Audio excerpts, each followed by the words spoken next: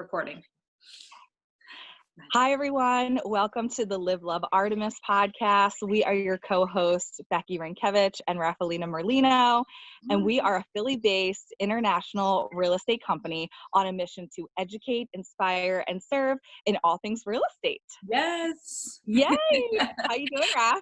How are you? I am great. It's a wonderful Sunday morning here in Elkins Park. I'm outside on my patio Looks doing beautiful. the podcast. I'm inside, as you can see, with my buddy Safro. The baby's napping, so we timed this perfectly. Perfect timing. I know. So as Cool. everyone knows, every week we come on to kind of share both our challenges and win of the week, because we believe as entrepreneurs, it's really important to be front facing and to kind of like have that open book, right, Beck, where we're being honest and transparent about not everything is this major win. There's things that happen throughout our week, and we've kind of, after our conversation this morning, and we talk every morning, we realized that every single one of our challenges somehow becomes a win. So Beck, how about we start by you sharing how last week your challenge ended up becoming your win? Yeah, so anyone that tuned in last week and listened to our podcast last week, my challenge that I shared was I had a flip in Percy, Pennsylvania that I was having a little bit of a difficult time selling because COVID and just, everything going on with that. And I finally got an offer, and it was, the original offer was $130,000 less than my original list price. Right. And I got them to come up a little bit, but still at that number that the offer came in at, I was losing a lot of money. And I shared, how stressful that was and how, I was worried about it, but I was grateful to have an offer. And I said to myself in my heart, I'm just going to accept the offer so I can move on and clear my headspace with the stress and the anxiety that I have, because it's, it's still sitting on the market. And I didn't have to respond back to the agent until Sunday evening. So we recorded on Sunday morning. So I, went about my day, had a bunch of appointments, and I was working on the business, and around dinner time, and I was getting ready to respond to this agent to sign the offer, and I got out of the blue 2 more offers. Yep. I got word that a 4th offer was coming in, but these 2 other offers both were over list price with exceptional contingencies. The one buyer waived most of the home inspections. They're conventional buyers putting 20% down. They have great jobs. They want to close in 30 days. Like, it literally was the perfect offer that Prayers answered. Yeah, literally, my prayers were answered. I was chatting with Raph about it. We were manifesting it. I couldn't even believe it. And I ended up signing that offer, and we went under contract on Monday late at night. Yeah, it was just amazing. So I had to share that with you guys, because that was my big win for the week, that after, talking about that challenge, it ended up turning into my win. And why don't you talk about your win? Since Yeah. So we were just talking about, I think it was on Thursday, we were in the office and we looked at each other. And so we've been meeting at the office every morning at 8:30. And what's this going on for like a month now, right, Beck? Like just meeting at 8:30. Mm-hmm. So we've been moving, rather, I would say efficiently rather than quickly, because I don't think we're moving like without purpose. And so we suddenly realized, like, we took a moment and we're like, wait a second, guys, we meet here every day at 8:30. Like, how amazing is that? We never took a moment to realize how awesome it was that we actually were being effective and efficient in meeting at 8:30. And then I suddenly realized, in order for me to meet at 8:30, there's like so much more that has to happen in the morning before that I'm able to meet at 8:30. And, whether it's, going for a run with the baby and the dog. So I literally attach the dog to my stroller, making sure the baby's fed, of course, like, organic mommy over here. I still try and like make her like an organic breakfast. I have a shake, get showered, look presentable, because, that's something that's important to me as well, as feeling good physically. And how I'm able to like just do all of that and then somehow get at the office at 8:30. And I think the reason I'm so inspired to do it is because I don't want to let the team down. And I think when you have accountability from people that you love, respect, and share a common vision with, it's not even about the time that we're getting together. It's just about being there for them. I know that if we don't get in the office by 8:30, it affects Becky, so she can't get on her calls by 10. It affects Nino, so that she can't do her, Instagram, whatever it is, by 10:30. So like all of these things. And then lo and behold, we're meeting at 8:30, and I've somehow created this routine. And I think I never realized the importance of like time blocking. And I think I've read the book by Gary Keller a million times, One Thing, like just time blocking. But when it was out of need and necessity that I actually started doing it. And I cannot believe this was my first full week where like I time blocked everything, where like I would come home, we'd have dinner at a certain time. And not that I'm like this crazy scheduled person, but it was like I was being intentional with my time, like even knowing when to shut my phone off. And so this was kind of my test run week. And I have to say, this has to be one of the first times in my life that I feel so like the discipline makes me feel free. I don't know if that makes sense. Yeah, no, I know exactly how you feel, because I feel the same exact way. It's also, I mean, we can only share one win. We have a lot of wins, but this would also be a win for me because clearly I'm on the same schedule as you. Yep. And it is. So, I mean, I don't have a baby, but I have, a bunch of animals that I have to take care of. And The 1,500-pound baby. Yes. Yeah, I have a 1,500-pound baby that doesn't live in my house, thank God. He lives at his barn. But and then I have a 45-minute commute into the office, so that I have to leave my house at 7:45. So that means you backtrack and say, okay, what time do you have to get up, and like get everything done. And so, but it's so freeing. That's actually a great way to put it, because I was always, I think we talked about this before, maybe not on the podcast, but just between the two of us, that we've always been almost reactive in our business and, like kind of just jumping at whatever is thrown at us and doing it. And now when you actually set a schedule and it's structured, it's way more freeing and you actually get more done. Yeah. For sure.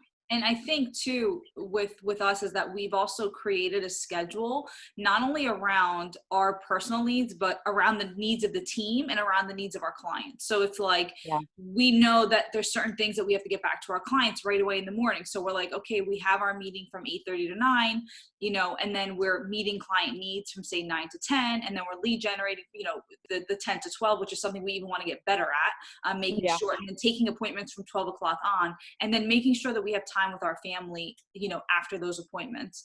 And doing that day after day, you suddenly see the results of these things coming together, and you're just like, wow, I can't believe what a difference it's making in the results in my life.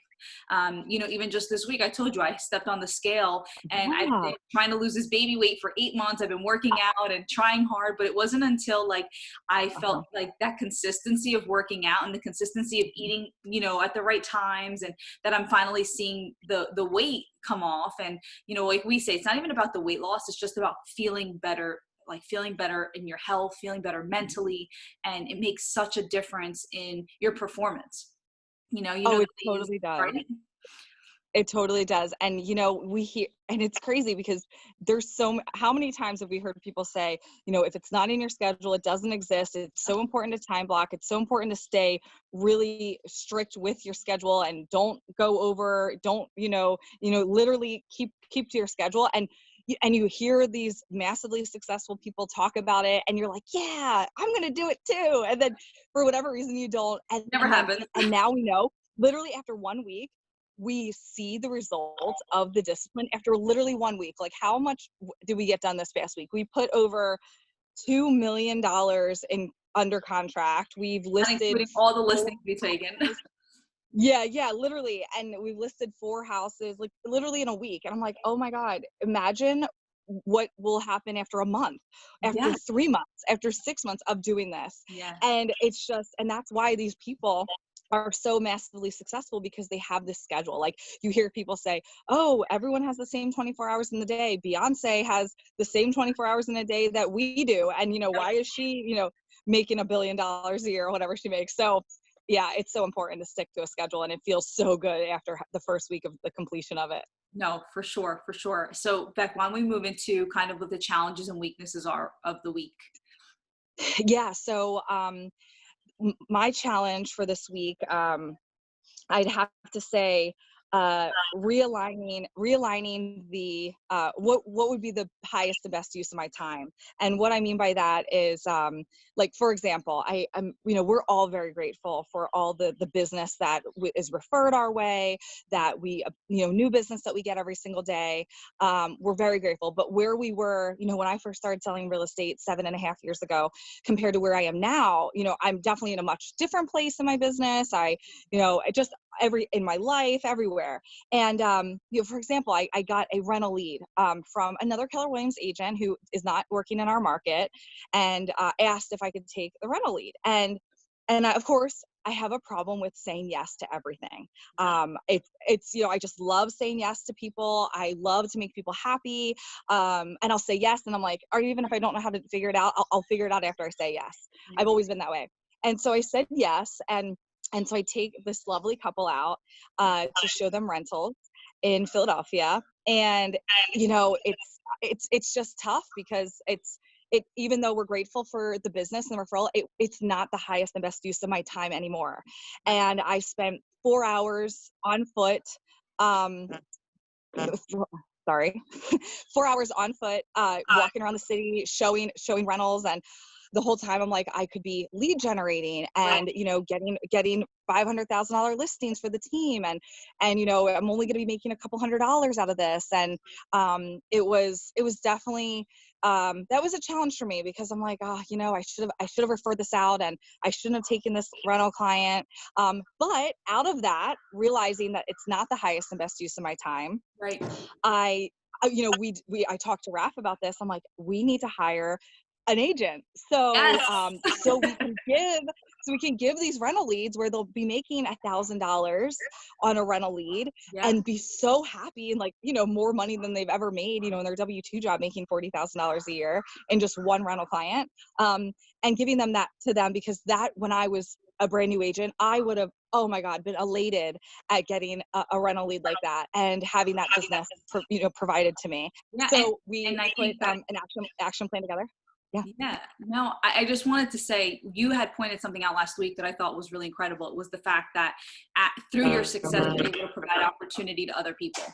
Yeah. So the success of, and for us as top agents, your 3 focuses are listing, leads, and leverage, right? Yeah. So for us, it's almost like my husband always says, I've always tried cleaning our whole house and keeping everything together and whatever. And he always says to me, you're taking that opportunity away from somebody who you could be earning $150 a week additional in their business to clean our home that will help feed their children. So sometimes it's not so much, it's not that we're not grateful. It's because of the fact that we're taking the opportunity away from somebody who needs that to get their career started. Very, very, that's a great point. And so I think that's right. That's the way. It's almost like for us, focusing on listing is not because, we're too good for anything less. It's because that's what we specialize in. That's our gift. So you have to stay focused in your lane of excellence, or else, like you just said, we'll say yes to everything, and then we don't have time for the things that are actually really important. Yeah. So we feel super good about. We already have 2 amazing candidates that we have interviews set up with this week for them to join the team. So we're going to be adding at least 1 agent at this point, so we can give all of these rental leads to, and all of the other leads that come in every day that are just, we're so very grateful and blessed with that. But it's physically impossible for us to work them all, and having an agent so they can work the leads would just be such an awesome addition to our business. So that was my challenge, but we turned it into a positive with putting a plan in place and an action. Took action to get interviews scheduled. So, exactly, and now we'll share with everyone next week when we see who we decided to go with and who they are and how they align and all that fun stuff. So cool. So I think, Becky, you and I were talking this morning, and my challenge of the week was sort of going into what my strength was, right? So I had this awesome routine. I'm like a well-oiled machine, and I'm flowing. I'm just moving this week. And Saturday comes, and it's time for me to kind of slow down, and I couldn't. I literally started cleaning my house, and then I started to I don't know, we're booking an upcoming trip to North Carolina for a wedding. And I'm so it literally, the day I did not stop once. And when I stop, it's I take that time to really sit and spend time with God. That's my priority at the end of the week, is to kind of just, when you're moving, you don't really, busyness sometimes can take you away from your inner need of, communicating with God. I had this time with God, and literally, Becky, I couldn't do it. like my mind was racing. Yeah. Like I couldn't slow it down. I couldn't get myself to just like chill with the baby or with my husband. The baby was napping. My husband's like, why don't we take a nap? Like, wouldn't that be wonderful? Like that would be, and I physically couldn't do it. And so I realized that although I'm getting into this awesome habit of having this really great routine, and maybe this is something, and I really haven't come up with a plan. So maybe Beck, you can share like a few things that you do in ways to like kind of slow yourself down. But I'm really having a hard time with just chilling out. And I think it's also the excitement. Like when you start seeing the progression of things and the progress, you start getting really, really excited, and you almost don't even know how to contain yourself. And we're constantly thinking of new ideas. Like we text each other all day. Like, look, I found chairs you've said, and look, like Nina will be texting us these posters she's making with our mission on it, and Becky's sending us beautiful pictures of her and the horse, and like how we're going to start like an Artemis horse training company. Yes. And like, so it just doesn't stop. It doesn't. So, no. So like maybe, I know in the morning I always say that I take my 20 minutes of prayer. That's something that really helps me every morning. But like, what is a way that you think for not just myself, but anyone listening is like, what's a great way? I also struggle with this because the type of person that I am, I'm either 100% or 0. I don't do anything in my life halfway. And whether it's friendships, relationships, businesses, hobbies, I don't just like dabble. I don't just like kind of do it. It's either all or nothing. So I also struggle with this. Like if I'm like, okay, I'm going to clean my house. I'm not just going to clean the kitchen. I'm going to clean both bathrooms, the living room, the bedrooms, like, weed the garden, like, and then it's like a whole ordeal. And I feel like anxiety if I don't get it all done. Right. But and I haven't perfected this, but one of the ways that I help to like kind of, turn off like that mode a little bit is when I picked up my hobby of riding. So my hobby, outside of work is that when I'm on my horse, I can't be on my computer. I can't be on my cell phone because it just physically, you can't. Right. So that 45 minutes that I'm on my horse, I'm like with my horse, I'm involved in my sport, in my hobby, and I'm just like all in. And sometimes it's hard to like not think about what's going on with work or what else I have to do or on my to-do list. But in the beginning, but that because I'm so connected with my horse and what I'm doing, and just so grateful to be on riding my horse, and it's just such a cleansing activity, and it just feels so good. And then and then I get off, and then once I put him away, then I check my phone and I get back into the swing of things. But that's kind of one way that I kind of combat that, always go like. So I mean, hobby maybe, but I don't know. Well, no, I actually really respect that you do that, because that hobby is something that I think has not just helped you in your business or, your way of life, right? So like taking that time with your horse, and like the equestrian world is just so eloquent. It's so beautiful. It's so wonderfully connected. Like just, I'm experiencing it through you. And I think it really is important to take the time to do what you love and enjoy. Yep, exactly. Cool. So this as my challenge of the week.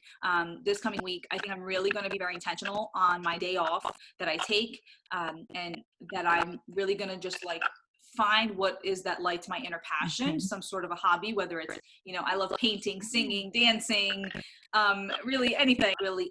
But I do think it's important to sort of narrow into that one thing that really lights my soul on fire. I think that's a great idea. Once I finally did that, and before I started riding, because I just started riding again a little less than 3 years ago.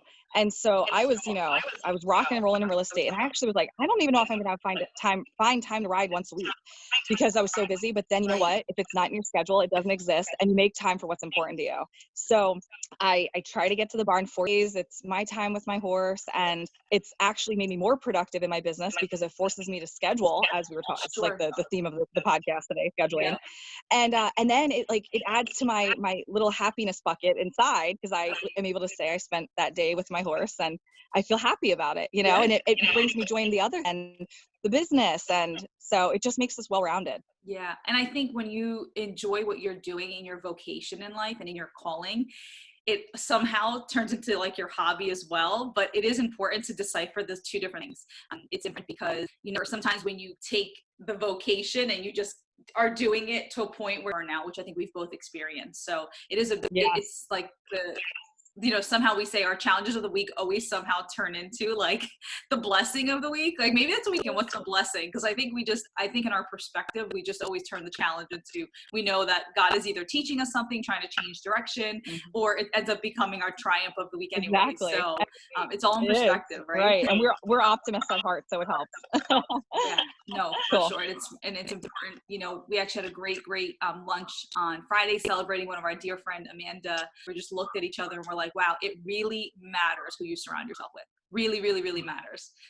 Because, after just sitting, I just sat back for a moment and I was like, wow, the conversations we were having and how we all help each other and without anyone passing judgment upon us, and we're learning from each other. And it's really, really awesome. Yep. So of course we leave you always, remember to live fully, give selflessly, make sure to like, share, subscribe, check us out on Instagram and YouTube, and be sure to tune in next week. And we have so much to share with you. We have so many exciting things coming up, and have a beautiful, beautiful, blessed week, bye guys. everybody. See you next week.